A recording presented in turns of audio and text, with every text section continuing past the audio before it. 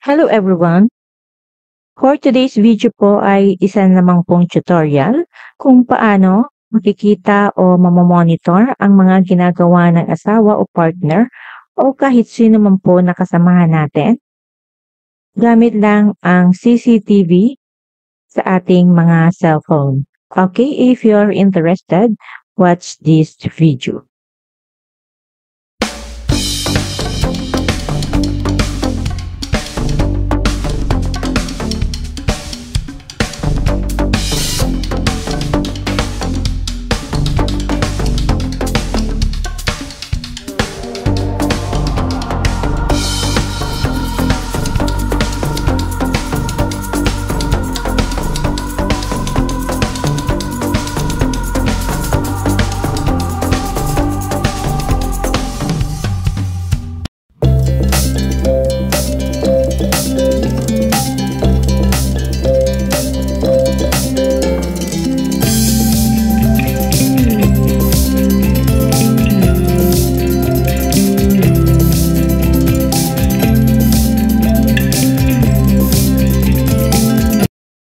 Hello everyone! Welcome back po dito sa channel. Kung bago ka pa lang po dito sa channel, click subscribe and hit the bell icon to stay updated with my new videos. Thank you! Okay po, so ang unang-una po natin gagawin ay dito po sa ating Android phone. Open natin tong Play Store.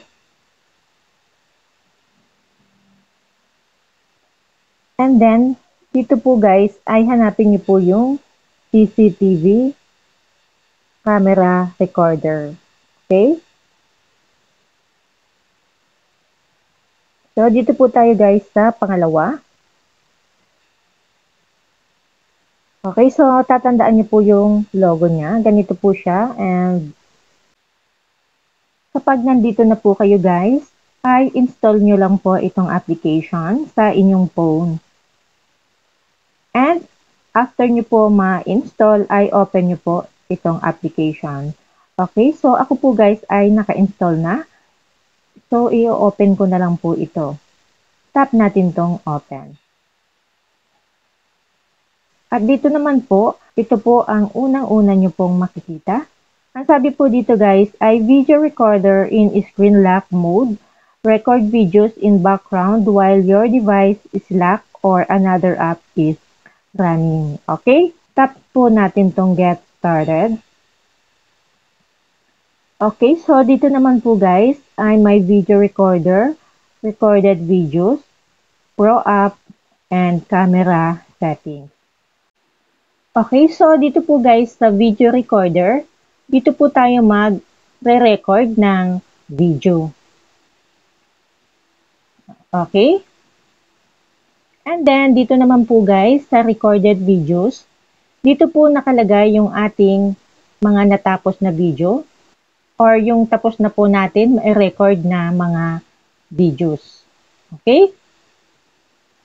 Then, dito naman po sa Pro App, so ito po guys ay wala po ito. So, wag na natin itong papansinin. And then, dito sa camera settings, dito po natin isi-set kung anong gusto natin settings sa ating video. Okay?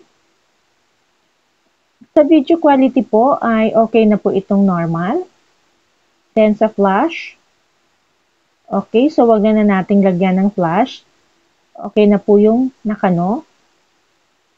Then dito naman po sa camera, pwede na natin po itong ilipat dito sa front. And then dito po sa screen lock. Okay, so ilipat po natin dito sa yes. Dito naman po sa silent video. So, okay na po itong nakano. And then, dito sa show preview. Okay, so okay na din po itong no.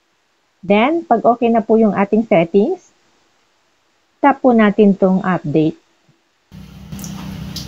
Okay guys, so sa ngayon po ay tapos na natin ma-install.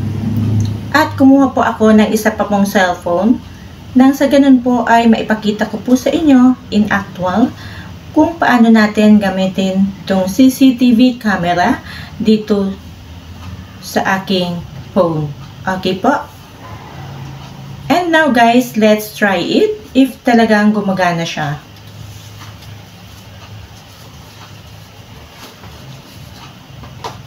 First step is open natin itong CCTV camera application.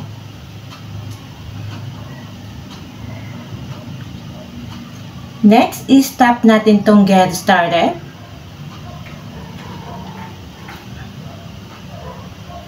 And then, tap natin tong video recorder.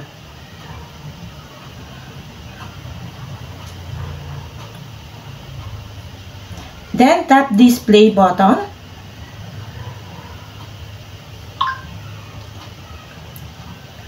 And as you can see po guys, ay nag-screen lock po ang aking phone.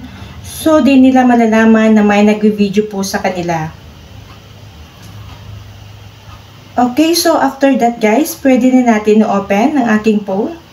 Nang sa ganun po ay makita natin if talagang nag-video po siya.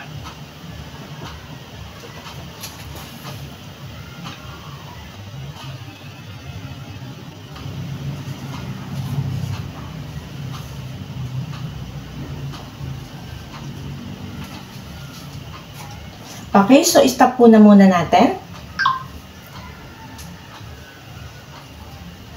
And automatic po siya guys na nag-save ang aking video. Alright, and now let's open this video. And as you can see po guys, ay nag-screen lock po ang aking phone. So, di nila malalaman na may nag-video po sa kanila. Okay, so after that guys, pwede na natin open ang aking phone. Nang sa ganun po ay makita natin if talagang nag-video po siya.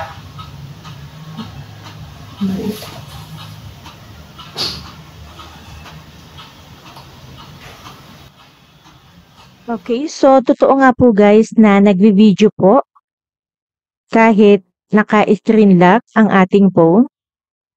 Pwede natin itong gamitin kung sakaling gusto natin malaman kung sino man po sa kasamahan natin.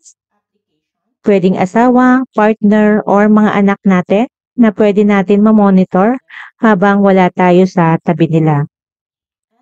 Sa pamamagitan lang po ng ganitong application.